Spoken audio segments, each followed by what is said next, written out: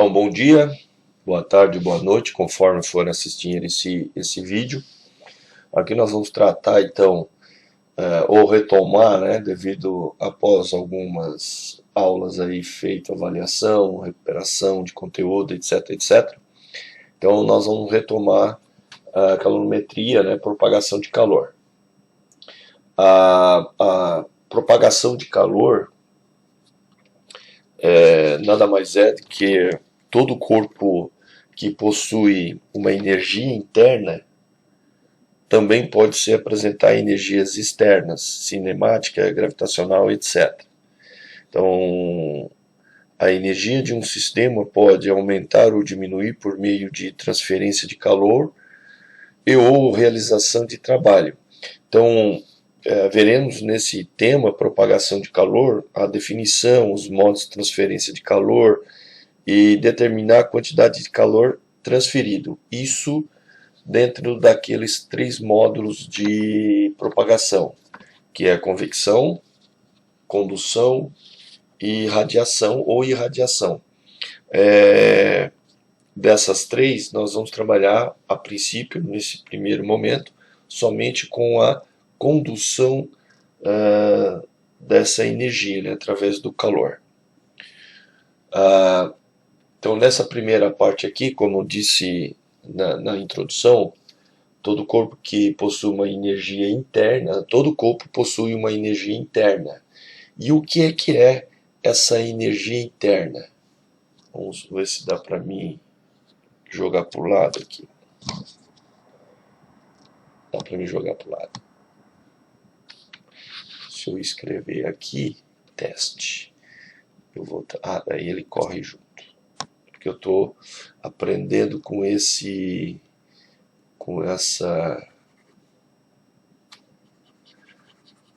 software aqui, tá, pessoal? Então, bom, quando observamos o mundo material à nossa volta, por exemplo, né, casas, plantas, automóvel, pessoa, atmosfera, o ar, propriamente dito, a água, pedras, tantos outros representantes da matéria que existem no universo. Todos têm uma coisa, algo em comum, fato de serem formados por pequenas partículas ou moléculas. Bom, vimos em aulas anteriores que essas partículas possuem energia de agitação, claro, exceto o zero absoluto, que lá as moléculas, as partículas estão inanimadas. Essa agitação a gente chamou lá o grau de agitação de temperatura. Então, quanto maior a temperatura, maior é a agitação dessas partículas.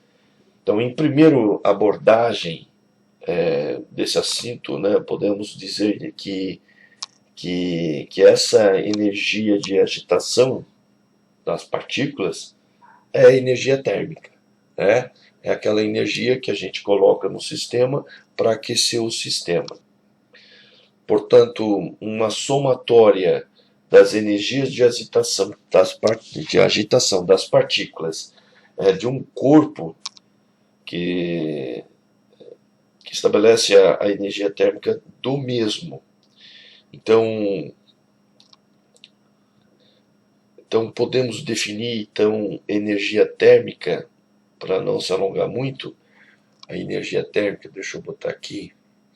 Então, energia térmica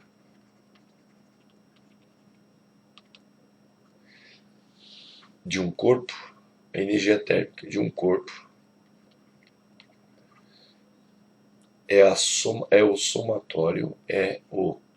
somatório, desculpa a minha letra aqui, das energias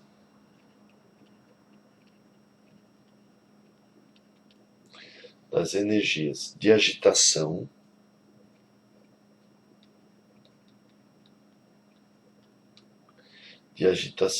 das suas partículas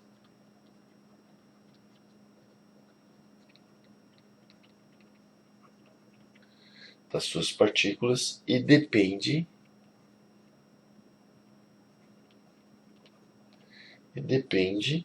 da temperatura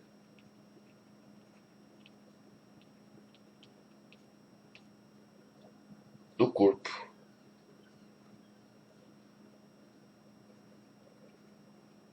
E do número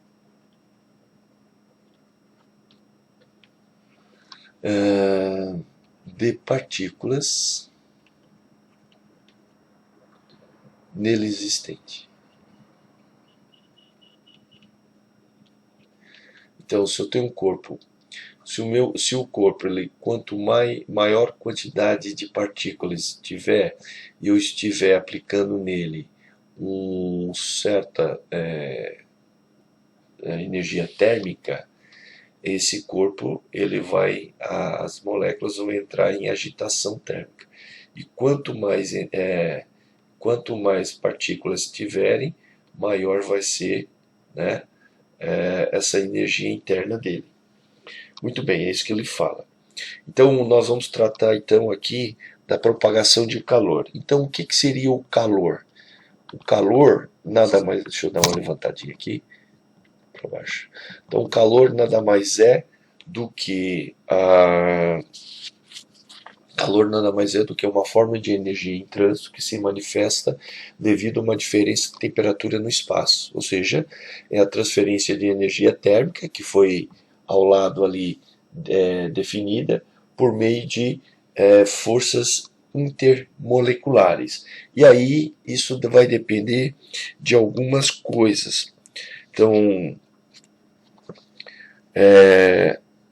ele vai depender dessas energias. Também tem as energias externas. Ele vai depender da energia cinética e da energia potencial gravitacional desse corpo, tá? Então, calor é uma forma de energia em trânsito, né? Quando houver uma variação de temperatura, o fluxo térmico ou o calor se dá através dos extremos, né? Através dos seus extremos mais quente e o mais frio, que é a variação dessa temperatura. Então a energia, uma das energias somatórias dessas energias é a energia cinética, que ela depende da massa desse corpo pela velocidade ao quadrado. E a energia potencial, ela depende da massa, aqui é uma constante, né? Isso aqui a gente pode escrever também assim em alguns livros, meio da massa pela velocidade ao quadrado. Essa é a energia cinética, ou seja, a energia potencial depois se transforma em energia em movimento. Então a energia potencial da massa, a aceleração da gravidade e a altura onde se encontra esse objeto. Muito bem. Então, a propagação de calor, ela vai depender exclusivamente então da temperatura, vai depender do tipo do material, ela vai depender da temperatura, tipo do material, né, porque daí a gente vai ter de achar aqui uma constante para me representar cada tipo de material, porque cada material vai ter uma propagação. Então, mas basicamente ela vai precisar da energia térmica, né, da variação de temperatura propriamente dita. Bom,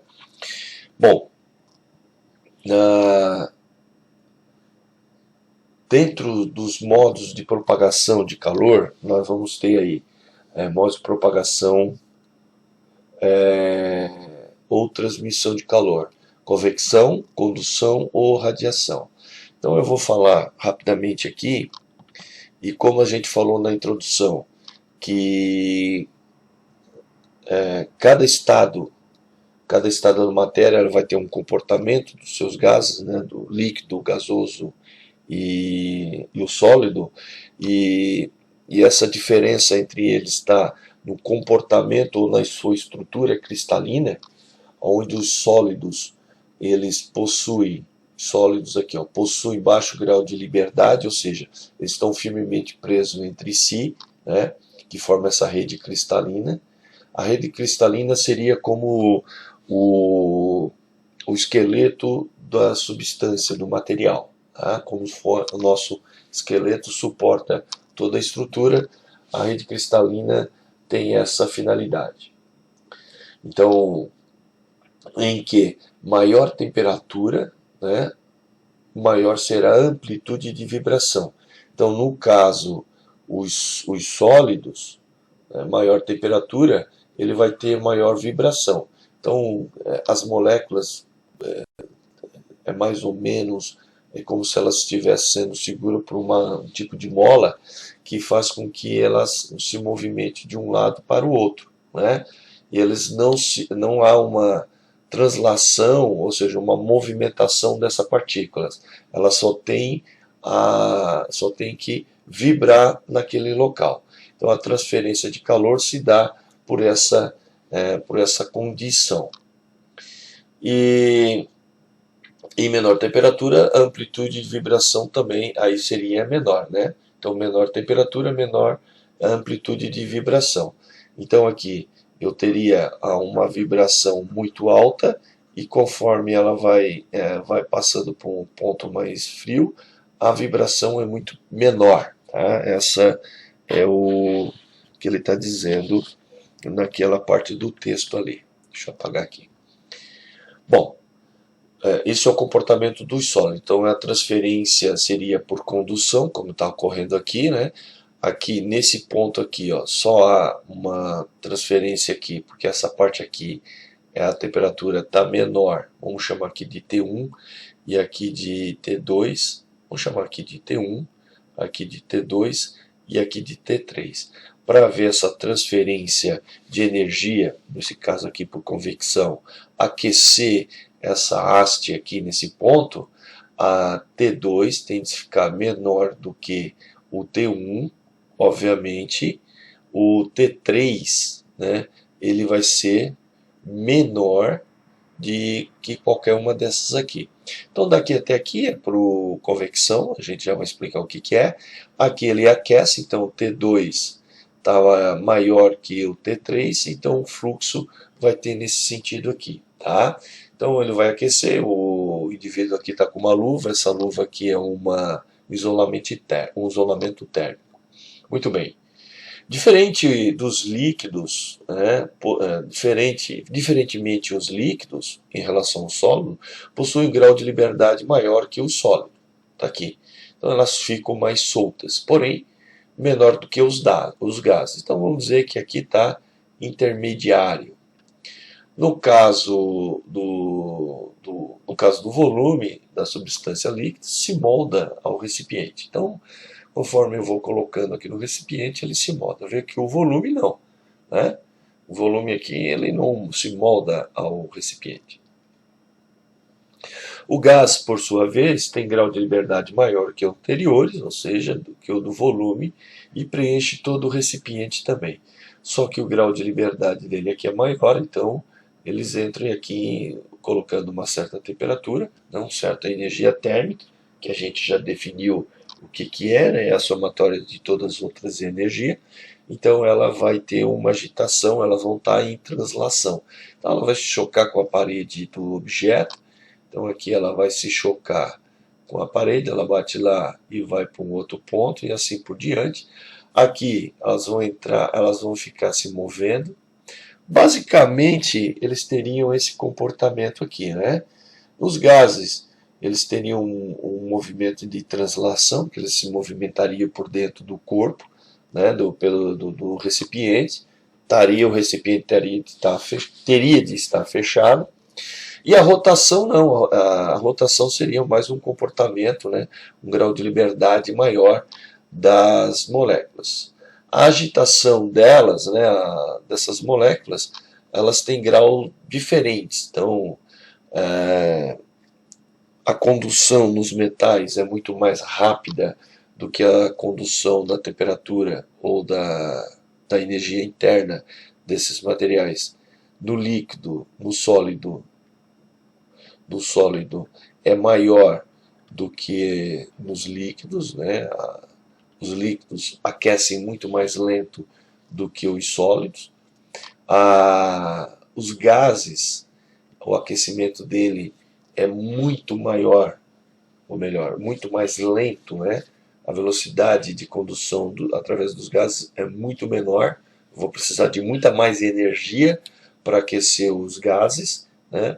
Do que eu vou precisar aquecer os líquidos e, obviamente, do que aquecer os sólidos. Os sólidos são, em geral, né, bons condutores térmicos. Cobre, alumínio, as ligas de aço, latão, etc, etc. Show? Então, toda a matéria são formada por átomos, né, formados por moléculas, que são ligas metálicas e estruturas mais complexas. Elas são, então, paradas e podem estar em translação, pode estar em rotação e pode estar em vibração. Tá? Vibração aqui no sólido, rotação pode mais nos líquidos e os gases na sua translação.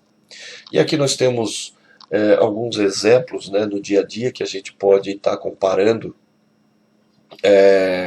os três modos de condução de energia térmica: a convecção, a condução, a radiação. Então a condução nós vamos tratar no primeiro momento, o primeiro exercício vai ser sobre condução. Muito bem, o que seria convecção? Como é que a convecção está funcionando aqui? A convecção, primeiramente, o recipiente aqui, a chaleira, ela vai ser aquecida. A água, para ela haver a convecção, ela precisa ser aquecida na parte inferior do material. Então, aqui no recipiente, ela vai aquecer nessa parte inferior. As moléculas aqui vão ficar menos densas, né? Vão ficar mais leves. Então, as moléculas quentes sobem, as frias vão descendo, substituindo, fazendo esse movimento que está indicado no desenho. Tá? Então, aqui tem a ver com a densidade, que nada mais é a massa, a razão da massa pelo volume. A taxa de variação de massa em relação ao seu volume. Então, quanto aqui a massa eu não estou alterando, está ficando a mesma massa, está perdendo massa por vapor aqui, mas vamos considerar que a massa aqui está sendo conservada. Então, o volume está sendo alterado. Se eu aumento o volume, porque vai se expandir, então fica menos denso, e aí essas moléculas vão subindo. As pesadas, as moléculas mais pesadas, frias, elas vão descendo, e esse movimento é chamado de movimento de convecção. Certo? De convecção. Na parte da radiação, são ondas eletromagnéticas. Radiação é através de ondas eletromagnéticas. Tá? A radiação. Aqui, como ele está em cima da chama, essa chama que não está muito próxima da chapa aqui, do fogão, vamos dizer assim, dos materiais, então aqui ela está indo também por convecção aqui. Convecção, por quê? Ela aquece o ar próximo à chama, esse ar fica menos denso e sobe, então aqui vai ficar o ar quente, o ar frio desce, renovando o ar aqui próximo à chama, ele aquece e sobe. Então esse movimento aqui também é chamado de translação. Aquece esse material, por condução vai aquecendo tanto a frigideira como a chaleira. Muito bem. A condução, que é o que nosso interesse aqui, ela vai por vibração, quer dizer, o aumento da energia térmica, ela faz com que haja o aumento da vibração das moléculas, né, dos sólidos. Aqui é a frigideira, então aqui vai estar mais quente, temperatura quente, e aqui na mão do indivíduo a temperatura mais fria, que não é final, aqui é de fria, aqui é de quente.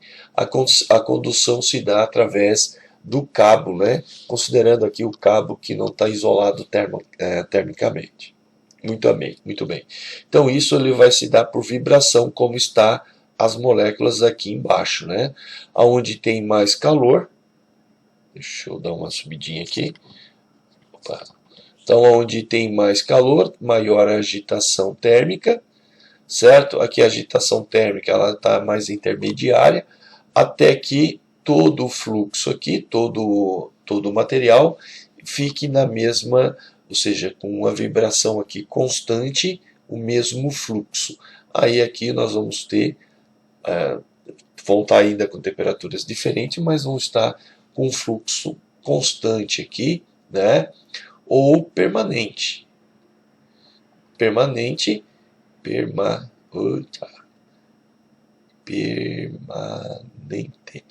Desde que eu mantenha aquecido aqui esse material, esteja ele aplicando uma energia térmica. Fechou? Então, é dessa forma que há a condução térmica por a transferência de energia por condução. Fechou, pessoal? Bom, eu quero dizer que esse material também está lá no... Esse material aqui, essa apostilinha aqui, ó. Tá? Ó. Não é essa apostilinha, deixa eu botar aqui. Avaliação, tópicos, física, apostila aqui, ó. Esta apostilinha, ela está lá no Classroom, tá? Que toda a minha fala é baseado nessa parte da apostila aqui. Muito bem. Então, para me representar, olha só, para me representar a condução naquela frigideira, né? Nesta frigideira aqui, por exemplo, nós colocamos aí um desenho gráfico aqui mais amigável, né?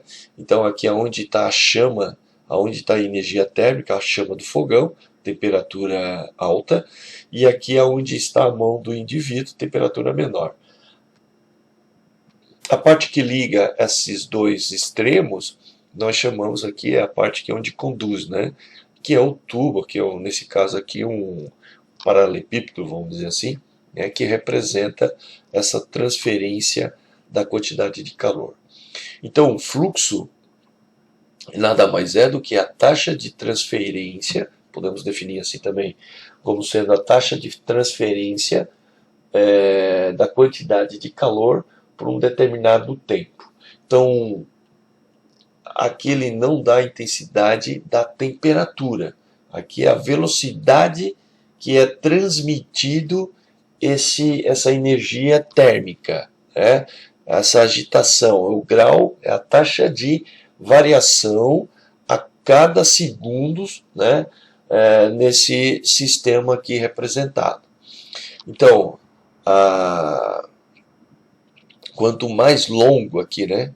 Quanto mais longo for o comprimento entre esses dois pontos, né? Se eu tiver um cabo de frigideira muito grande, o gradiente de temperatura, ou seja, para ela entrar em equilíbrio, temperatura 1 em relação à temperatura 2, que é o gradiente de temperatura, mais lento vai ser esse processo de equilíbrio.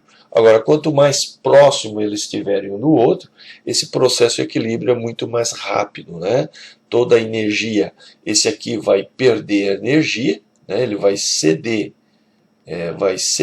energia, e esse aqui vai receber essa energia. Até quando vai ser esse processo? Até quando eles estiverem na mesma temperatura. Então, todo objeto que é aquecido e ele está em contato com o objeto frio, o que a tendência, vamos dizer assim, óbvia, é que eles entrem em equilíbrio térmico. Não é tão óbvio assim para todo mundo, mas a tendência, o fenômeno físico é que eles entrem em equilíbrio térmico. Então, para nós determinarmos o fluxo, né, tendo a quantidade de calor, sabendo o valor dessa quantidade de calor e sabendo a variação do tempo, né, que ocorreu, o ponto que eu coloquei a temperatura e o instante que eu recebi, quanto menor for isso, mais rápido é essa transferência de calor. Então o fluxo é dado por calorias por segundo, né? Calorias aqui é a quantidade de calorias por segundo. Se eu transformar essa caloria em joules, uma caloria equivale a 4,186, salvo engano, 186 joules. Então, joules por segundo nada mais é do que watts. Watts é potência, certo? Watts é potência. A mesma potência que vocês veem nos equipamentos elétricos ali, nós podemos transformar aquilo em potência. Então, por exemplo, se tu tem lá um dispositivo que tem 100 watts, significa que ele transfere 100 joules a cada segundo. É isso que ele está falando. É 100 joules para cada segundo. Tá? Isso equivale aproximadamente aí, se eu arredondar aproximadamente, 25 calorias por segundo ele está transferindo. Ou ele transformando o ar quente em ar frio, se eu estou falando de um ar-condicionado, se é um aquecedor transformando o ar quente do ambiente em ar frio em ar quente, né? Porque ele está aquecendo o ar. Então a transferência de calorias desses materiais vai depender da sua potência. A potência de entrada normalmente ela não é igual à potência da saída em dispositivos reais, né? Que a gente chama de eficiência desse material. Tá? Muito bem, pessoal. Então, basicamente, se eu tenho a quantidade de calor, eu tenho tempo gasto para fazer essa transferência, o que nós temos aqui, com essa letrinha grega, que é chamada de φ, é o fluxo de calor ou o fluxo térmico, que nada mais é a taxa de variação da quantidade de calor em relação à variação de temperatura. Basicamente, é isso. Agora, segundo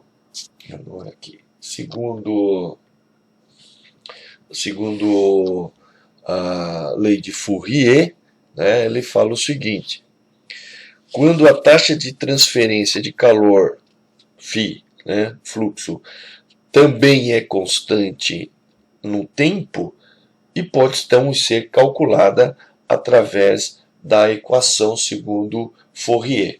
Mas antes de dizer qual é essa equação, que já está escrita aqui na tela, nós vamos conversar o seguinte, vamos ver algumas nomenclaturas. O nome dessa simbologia aqui é proporcionalidade. O que é proporcionalidade?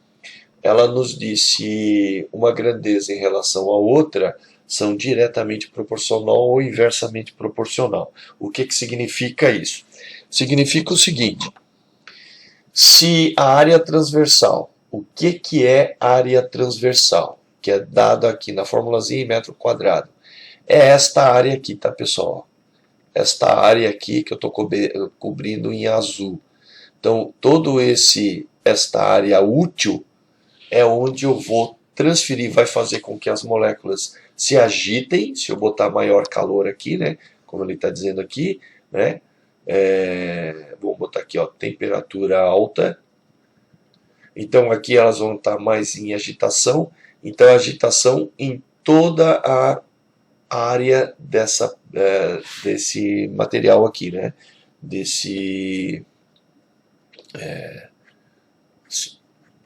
paralelepípedo aqui, esse material aqui. Muito bem. Então, quanto maior for essa área, então se eu aumento esta área aqui, eu vou aumentar o fluxo, a rapidez que esse fluxo vai sair do que fazer a transferência da energia de um ponto para o outro, a energia interna de um ponto para o outro. Ele também é diretamente proporcional, como está dizendo aqui, em relação à variação de temperatura. Quanto maior a temperatura quente for, muito maior do que a temperatura fria, maior vai ser esse fluxo. Quanto menor for essa diferença, menor vai ser esse fluxo. Tá? Aqui é muito mais maior é bom, né?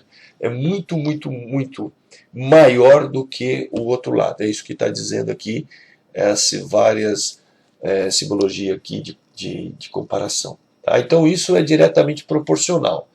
Diretamente proporcional, se aumentei a temperatura, aumenta o fluxo. Aumentei a área, aumenta o fluxo. Diminuo a área, Se eu diminuir a área,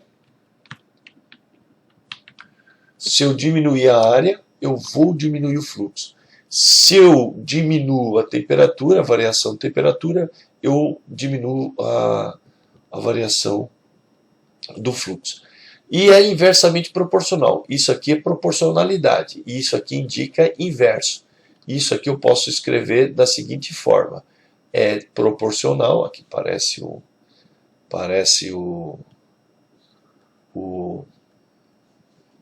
aqui. Ele é é proporcional.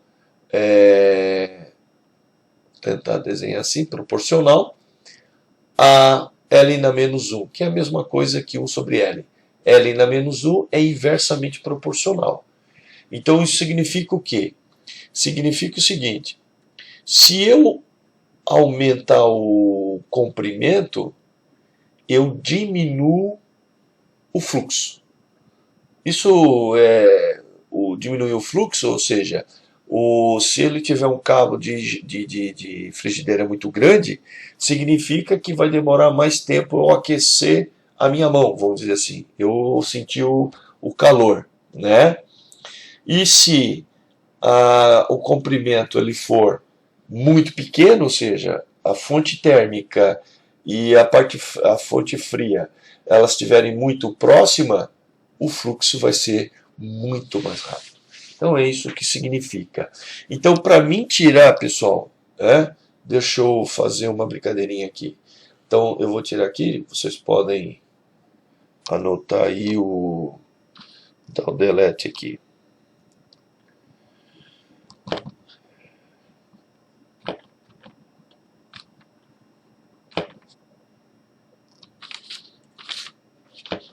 Tá, deu. Então aqui, ó, para mim eliminar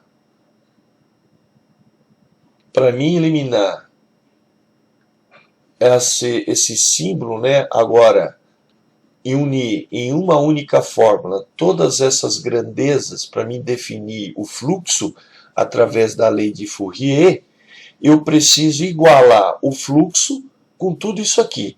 Então, quando eu digo que que uma grandeza está diretamente proporcional à outra, significa que eu estou fazendo um produto disso. Tá?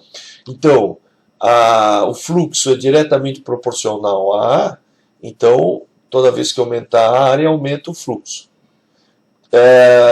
O produto, né, isso aí vai ter o produto da variação de temperatura. E variação de temperatura é a temperatura 1 menos a 2, nesse caso aqui.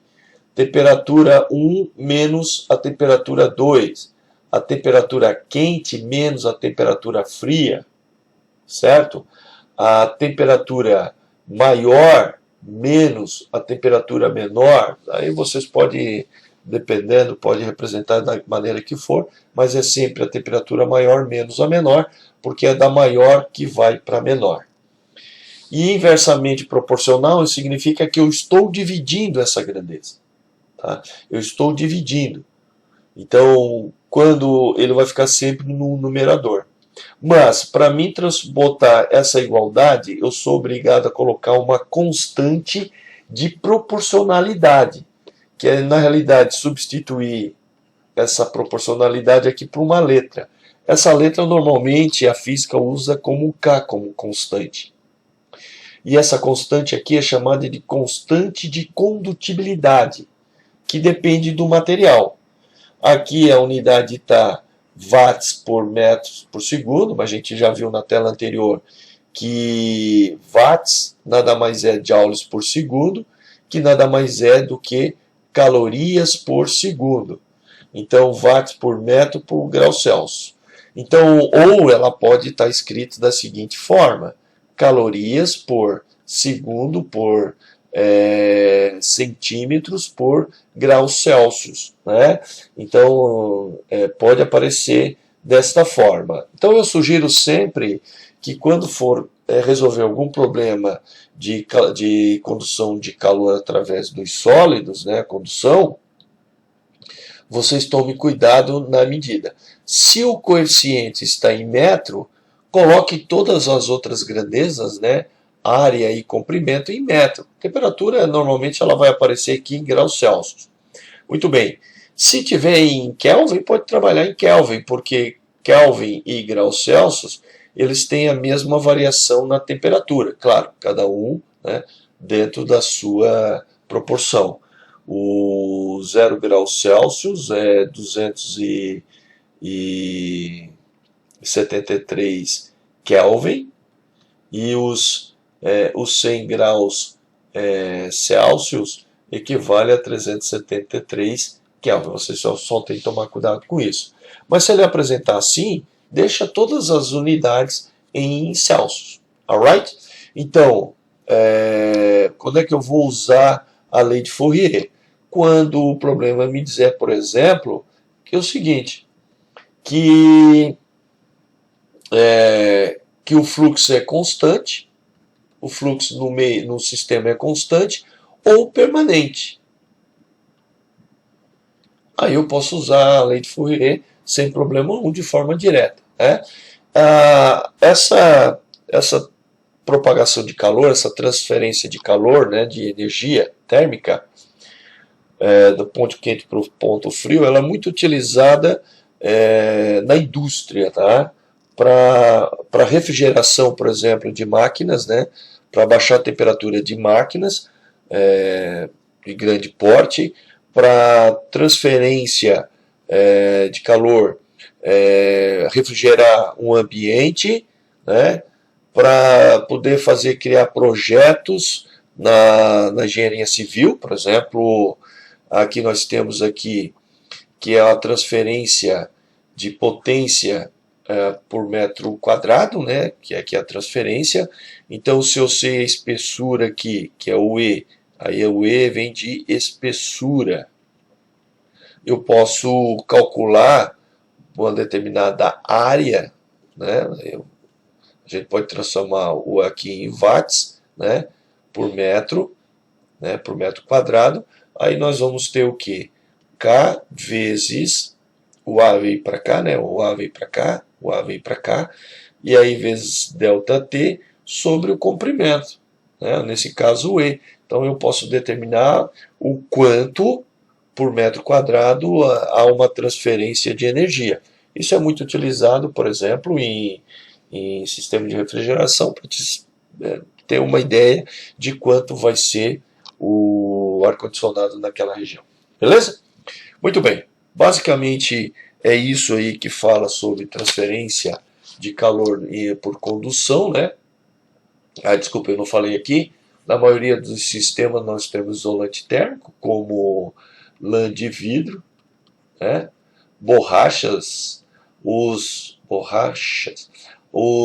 isolantes de uma forma geral, eles são isolantes de uma forma geral, eles são isolantes térmicos também. Tem o isopor, né, que se usa muito na engenharia civil para manter o calor, né, isolar o calor de um teto brasilite, por exemplo, de uma laje, né, o isopor.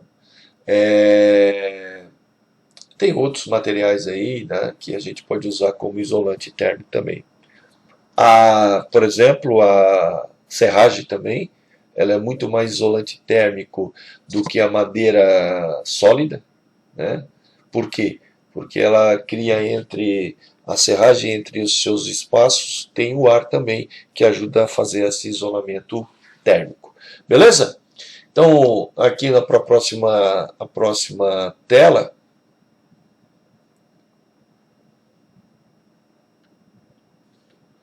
nós temos aqui alguns exemplos. Então, eu acho que eu peguei